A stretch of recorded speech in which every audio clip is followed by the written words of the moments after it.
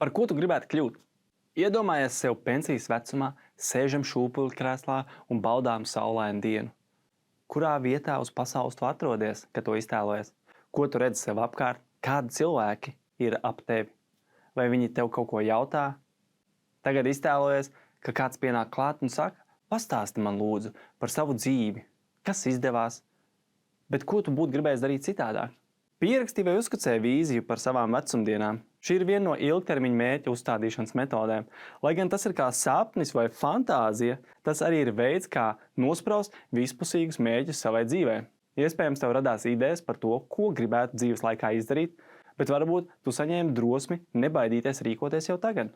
Mums katram uz planētas Zeme vidēji ir pieejami 80 ziemas, pavasari, vasaras un rudeņi. Cilvēka dzīves ilgums nav pārāk garš salīdzināmā ar cilvēces vēsturi. Mūsdienās daudzi pensijas vecuma cilvēki dzīvo nelabvēlīgos apstākļos. Lielpilsētās viņi ir iespiesti mazos dzīvoklīšos, kur radinieki viņus apciemo labi vienreiz gadā.